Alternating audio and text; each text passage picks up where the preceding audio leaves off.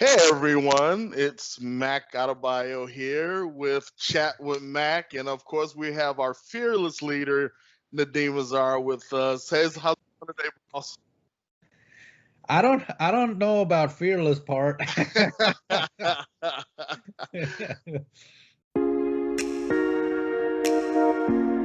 Trust me, I get it.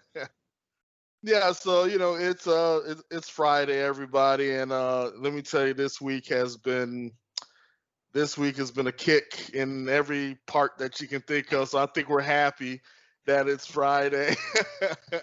But we're going to talk about the TAM, a technical account manager role as far as companies are concerned. Now, I don't know a lot about it, and I'm glad Nadeem does. We're here at PCSN. We've been doing a lot of changes, as far as roles and things of that nature. And we're really advocating, as you saw last week, the VCIO role. So now Nadeem is going to talk more about the TAM role to kind of give us an understanding of what that is and how it would benefit small businesses. So let's talk a little bit about that. Yeah, so the technical account managers, their sole purpose in life is to assess the existing technology and relay that information to the VCIO so that the VCIO can then translate it and talk to business management about that, right? Upper management. Because we don't want to take that technical info and take it straight to management because they're not going to understand what it is. They're just going to gloss over.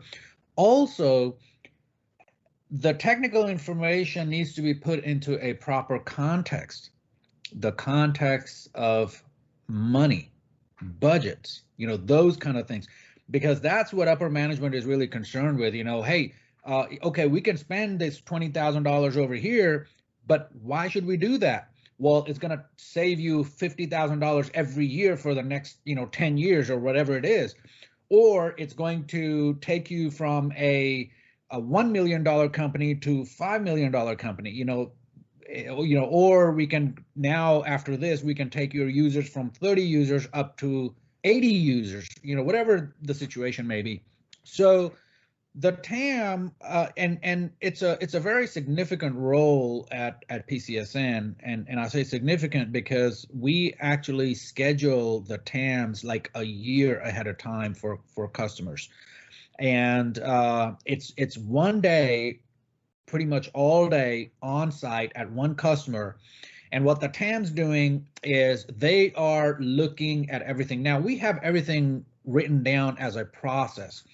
So the TAM goes on site and they have their handheld, and there are specific questions on their handheld that they have to answer. And I can give you some examples of some of these questions. And these are supposed to be very straightforward yes or no type questions, because we don't want to, we want to streamline the process as much as we can. We don't want to leave a lot of subjective details there. So, an example is TAM goes on site and he sees that the server rack is full and there's like equipment sitting on top of the rack, and it's just a mess. So normally when a regular tech is on site, the tech is not even paying attention to that server rack. To a tech is no big deal. But when somebody else goes on site and they look at that rack, they're like, what a mess. How do you know what's what? Even though the tech probably knows exactly what's what. But other people coming in and seeing the rack, they're like, it's a mess. And the TAM's role is, one of the questions is going to be, is the equipment room tidy? That's one example. And he might say, no, there's equipment sitting on top of the rack. Well, so the tidiness is a symptom. The main problem here is we need to secure all equipment inside the rack. Server racks are lockable, secure devices, and there are certain pieces of equipment that we have to have secure. We can't just leave them out for the cleaners to, plug and unplug stuff from switches or whatever you have. So we need to make sure that everything is in the rack and it's secure. Another example is cabling. A lot of time, you wouldn't believe, a lot of times I go on site to meet a new prospect, and I ask them about cabling, and they're like, well, we don't know what kind of cabling we have. So one of the things that the TAM has to do is look at the cabling type. Does it go by what your company requires? So for example, is it a Cat5 cable? Is it a Cat5e cable? Is it a Cat6 cable? So these are different categories of cabling. Now, in certain environments, you have to have a Cat5e or Cat6 because you're pushing that much data through the network. Anything lower than that is not going to work. It's going to give you problems. So the TAM is going to identify that, and he might say, oh, there's 3 cable drops that are, Cat5. The rest of them are Cat5e. So that means now the VCIO has to translate that into what does that mean for the business, and do we need to replace those Cat5 cables with Cat5e or Cat6? What are the repercussions? What do we have to do? So TAM's role is very important. Another thing that kind of gets doesn't get a lot of attention during the normal course of business is equipment getting out of warranty. So warranty expirations, now at PCSN, we keep good documentation. We keep good, documentation around serial numbers, the dates of purchase, and all of that. But we still have the TAM on their monthly visit. Usually it's monthly visit. They check to make sure that the hardware warranty on everything is still good. If something is coming up for expiration like 3 months down the line, we need to have the TAM alert us so we can, then the VCIO can tell the customer, hey, so-and-so equipment is getting, is passing its prime. We need to either replace it or extend its warranty. If we need to replace it, well, let's not get the same make and model. Let's get this new piece of equipment because that is going to work better with your company goals that you're trying to go from 30 users to 80 users, and this piece of equipment can handle 120 users as opposed to the current make and model, which is only going to go up to 50 users. So the TAM role is kind of like a dance partner with the VCIO because they gotta work together on these things, and the VCIO understands TAM's language on one side and then understands the business language on the other side. So the VCIO kind of brings both worlds together, and think of it like the glue. So VCIO is the glue between the tech and the business side of things. So that's what the TAM does in a short time that we have. So when it comes to MSP specifically, and I've talked about this, there are 5 areas. There is out of the 5 areas, we have the VCIO, we have the TAM, we have project services, centralized services, and then we have the support. Support is the redheaded stepchild. Right? I say that because support is the one area that you want to minimize as much as you can. It's the one area that creates the most noise. It's the one area for an MSP that will kill their profits, increase their risk, and make unhappy customers. But what a lot of MSPs don't understand and don't think about, and not just MSPs, but IT departments in general, what they don't pay attention to is having a high volume of support calls is a symptom of the TAM and VCIO not doing their job right. Yeah. A lot of times IT departments may not even have a TAM role, may not even have a VCIO role, or they have a VCIO role, but there's no TAM role. So the VCIO is just pulling stuff out of thin air, making stuff up. They don't have hard facts. One day they wake up and they say, okay, well, we need to upgrade all of our switches. I don't know why. It sounded good. I mean, so that's not, in this day and age, over the 20 years, we've learned that we need to rely on hard facts. We can't just make stuff out of thin air just to sell a product. We have to translate the value in business terms. how does this affect the bottom line? How is it going to impact business? If it's not going to impact business, then why do it? At the end of the day, we're in business for being in business for, ultimately profits. Mm-hmm. Now we do have a few nonprofits too, but ultimately it's for profit. So the thing is that the TAM role is crucial. Without the TAM role, the VCIO can't do their job.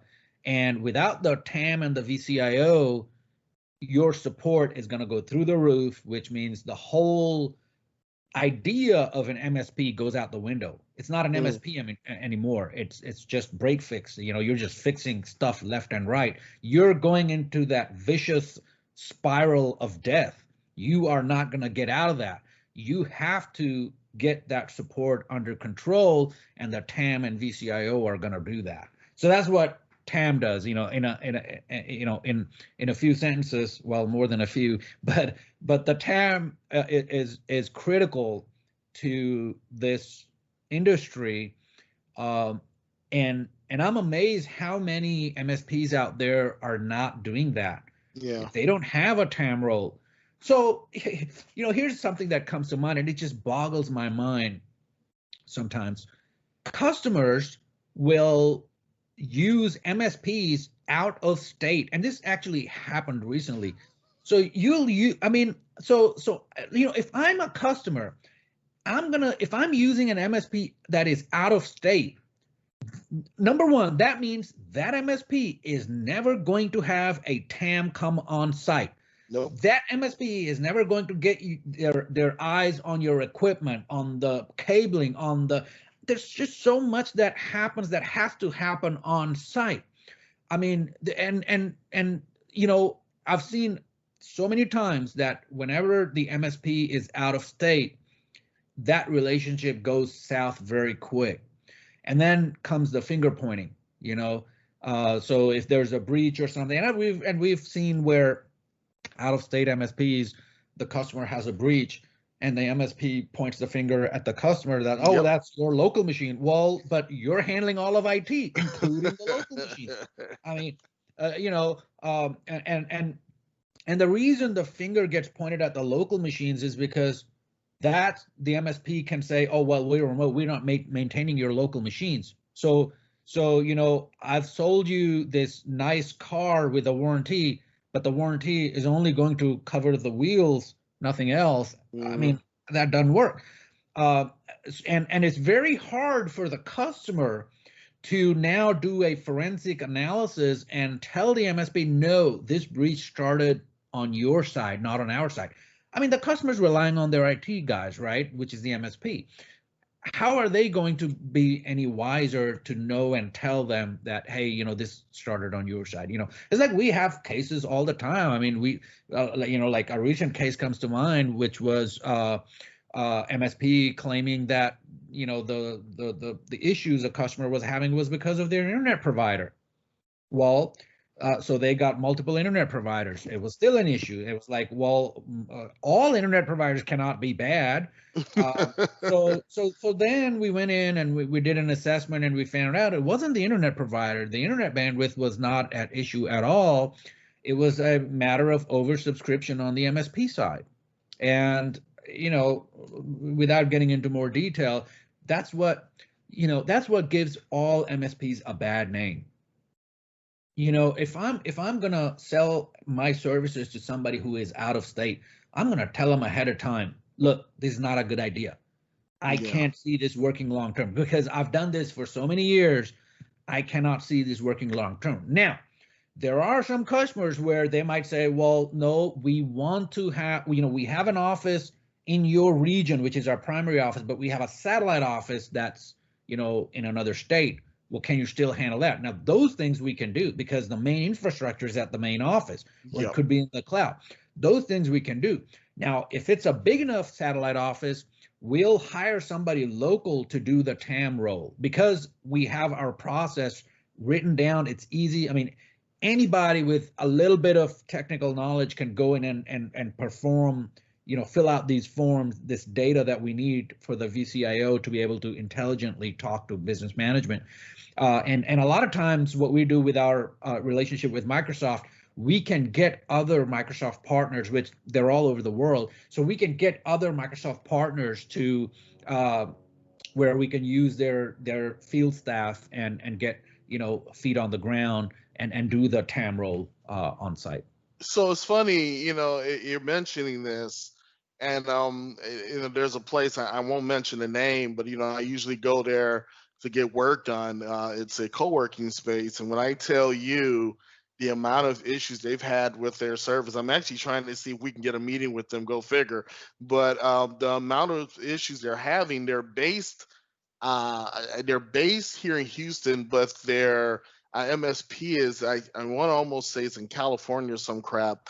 And then from there, they will hire someone else to do the work. Well, they've had the same guy out 4 times to fix the same issue because they don't have someone in this role that can actually say, all right, this is what you need. So there is definitely a legitimate needed reason to have a TAM on site, and Yeah. I'm starting to see that now. Yeah. Yeah. I mean, it's and so it's critical. I mean, there's just no way around it. Now, I know during the pandemic we kind of throttled back some of the on-site and in-person visits, but we can do that for some time, but we cannot do that indefinitely because over time things kind of get out of control. For example, like maybe while we're not going on site, we can do most of the stuff remote. We have these numbers and serials and all of that documented. However, we're not seeing that the customer is now going out and putting another switch somewhere in one office to seat 4 or 5 people where there used to be just one person. So these kind of issues are going to come up. And then, of course, down the line, when half the office can't get online while the other half of the office is working fine, we're scratching our heads trying to find out what's going on. Why is this happening? It shouldn't be happening. It's because somebody installed that switch and nobody else knew what that switch was for or what it was doing. And and that's one of those things that a lot of times people don't realize that, yeah, you can get a $40 switch and install it, but there's a reason why enterprise grade switches are so expensive. Yeah. There's a reason they come with lifetime warranties. Those $40 switches, I mean, I think you can't even get a warranty past 30 days on those. There's a reason for that.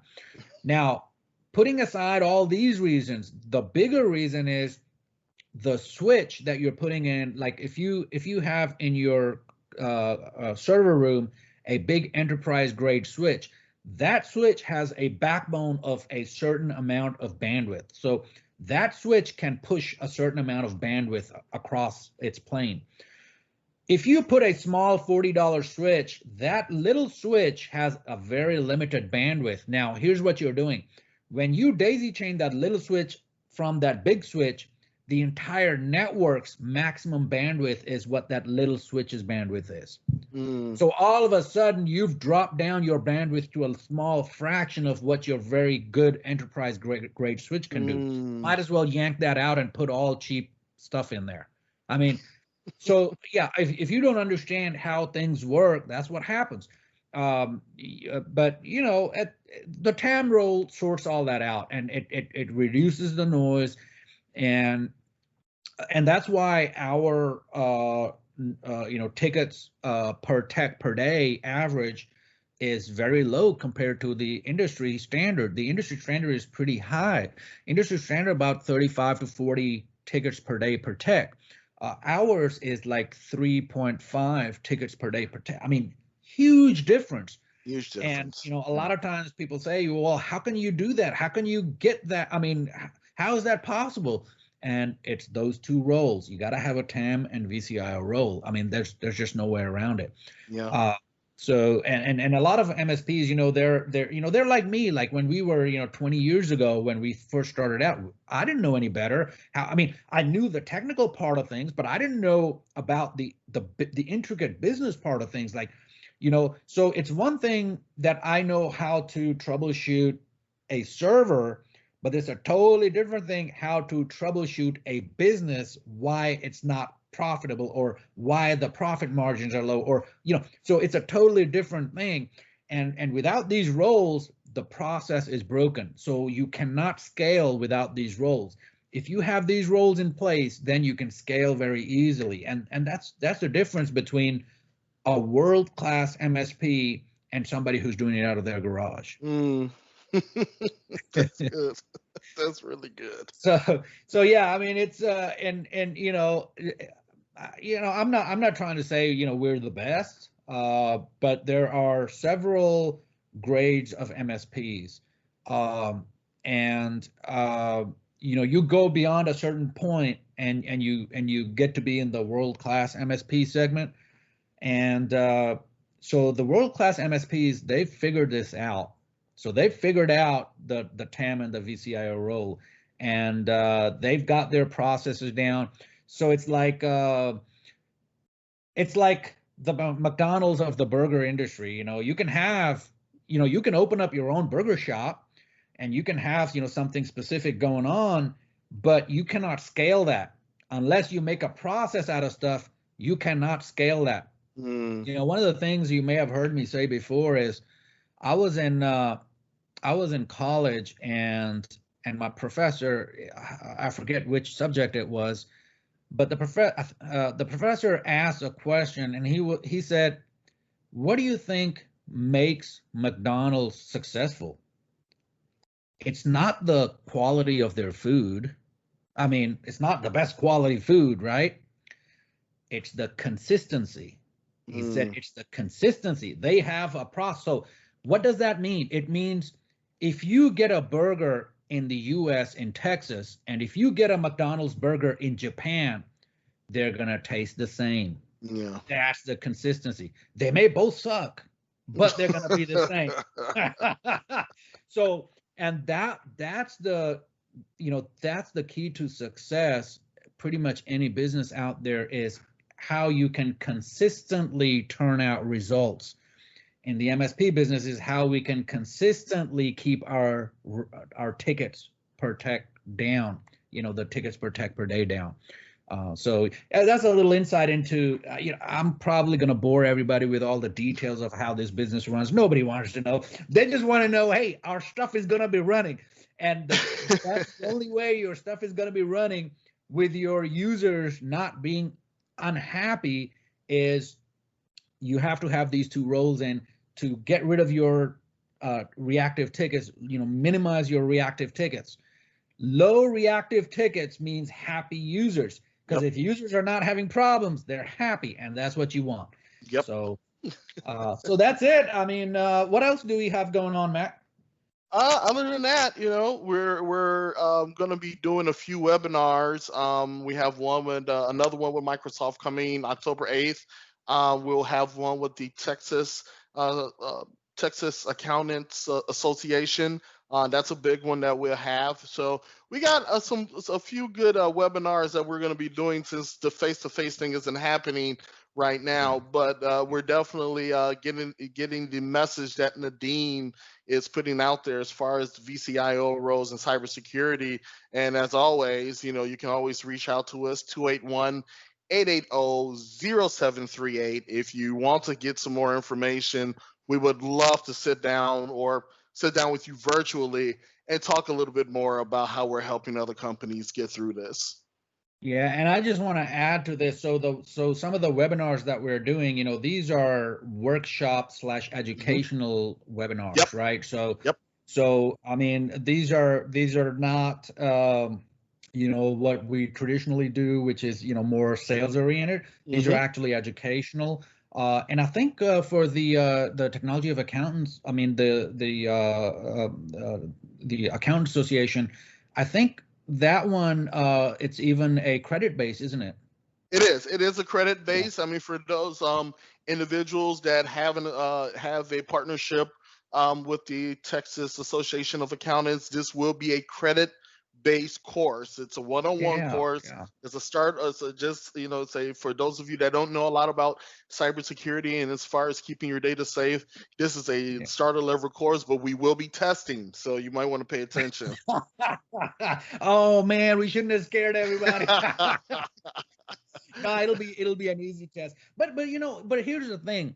I mean, if you're in the accounting slash CPA business, if you're in Yeah, that space, then security should be top of mind. absolutely. Not just your own security, but for your customers. I mean, it's really your customer security.